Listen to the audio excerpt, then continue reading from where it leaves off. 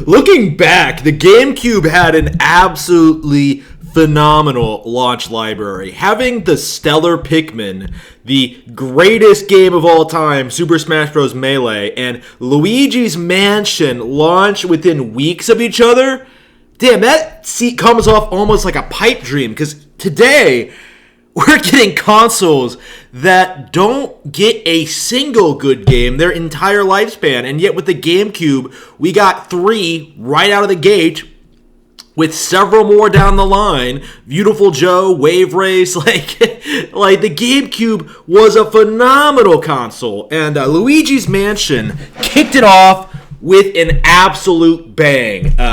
A completely new take on the Mario formula. Luigi on an adventure to save Mario from a haunted mansion filled with ghosts. Now, I've heard that there are a bunch of people out there who hated this game when it first came out, and I have to say that those people must have been the equivalent of those today who shit on the Wii U, shit on games like the Wonderful 101 or New Super Mario Bros. Or Nintendo Land. Games that have a very, very dedicated following, but just for whatever reason, these people try to make up some issue with the game, some kind of I don't want to play a Mario game where you don't play as Mario. I don't want to play as a Mario game where you can't jump. I don't want to play as Luigi. I don't want this. I want the new 3D Mario game. Well, having recently played through Super Mario Sunshine and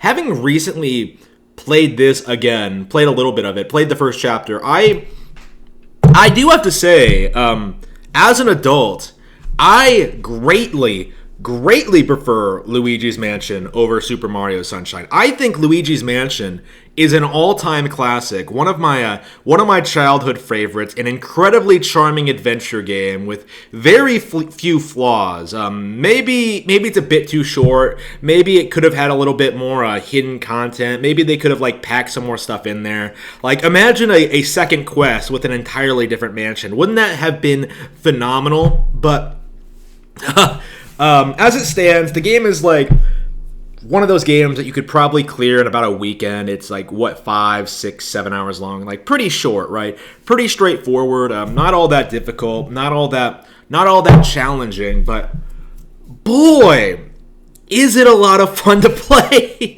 The game still, even today, looks positively gorgeous. Luigi's Mansion 3 is one of the best looking games on the Switch, and yet in some ways, particularly I think the animations of the personality of the characters, I think Luigi's Mansion, the atmosphere, I think it kind of still manages to hold its own. I think the game with it has such good presentation, such a good stylistic impression that it never really leaves your memory. You know what I mean? I remember excitedly telling kids on the bus, including my girlfriend at the time, just how much I enjoyed going through that first chapter, fighting the baby, dealing with these the portrait ghosts, the basic ghosts, solving the basic parts of part 1. I remember doing this for the first time when I was very, very young, and just it was one of the first games where I felt like I was figuring things out on my own. You know what I mean? Because it's not exactly it's kind of an unorthodox game in a lot of ways. It's not a straightforward Mario game. You are essentially exploring a haunted house, room by room. When the lights are off, ghosts will come after you, and you have to flash them with your flashlight and then suck them up, usually. There are a lot of exceptions. There are lots of different variety of ghosts. There are portrait ghosts that require a lot of thinking outside the box. But for the most part, that's all you do is go from room to room, explore, looking for stuff, and experience what this game has to offer. Just looking around this haunted mansion and trying to find Mario, and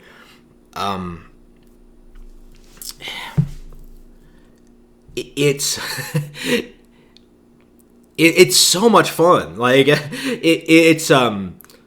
it does such a great job of feeling like a Mario game, even though the gameplay is so radically different, even though the objective is radically different. Like, I remember as a kid, like, seeing Mario in that painting for the first time and thinking that, like, wow, what a legitimately good sort of take on this formula, right? On this story. Like, Mario is in trouble and you need to go save him. It did a really good job, I think, of selling younger people on its concept. It did such a good job. This is the game that made me want to get a GameCube. Actually, Pikmin was a bit too advanced for me. Melee, I hadn't heard of yet. But like in the early days, right, of the GameCube, this is the game that really piqued my interest. This is the stuff that was appealing to me, and like on first sight, everything about it, like I remember playing the demo, seeing like EGAD for the first time, seeing the ghost, like getting that first key. Like it does such a good job of just making you feel as if anything can happen in this world. And that's what makes it interesting, I think, because every room is different, every ghost is different, every encounter, every boss, it just constantly keeps delivering like fresh, unique gameplay, like all the way through. Like, yeah, sure, it's short, but at the end of the day, even with the sequels, there's really nothing else like it. Luigi's Mansion 3, I liked a lot, right? Like, each of the Luigi's Mansion games, I think, do things better than one another. Like, Dark Moon has the best combat, 3 has the best puzzle solving and level design. I think 1 still has the best atmosphere and sort of mood. One I don't want to say it's a horror game for kids, but it comes off that way in a lot of ways. Like the designs, the music, the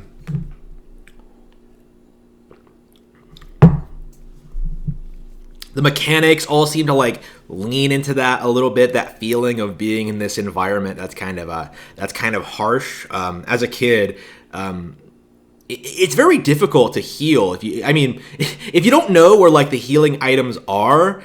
Like there's no way to automatically heal the character, like to heal Luigi, right? So you have to go around. If you don't know where a heart is, right, where the hearts respawn, you're going to be like wandering around entire chapters with no way to recover. And for a first-time player, that's pretty intense, right? A first-time player would struggle with some of these more abstract puzzles. Like I remember in part 2, figuring out how to get the butler. I remember seeing him walking around for the first time and not being exactly sure what you're supposed to do. Like I think I managed to figure out the fire thing, but then like I didn't notice that like that door was unlocked or something like that, and then he goes into his room, and then you can get him there. Like there's a lot of like stuff like that in this game where you sort of have to think outside the box, and it always just, even today, it puts a smile on my face, right? Like this is absolutely one of those games that I try to play, come back to somewhat regularly. I played it last year. I'm playing it this year. It's a phenomenal experience, and I totally understand people who consider this their favorite game in the series. Even if I dispute people who call Dark Moon garbage or 3 garbage.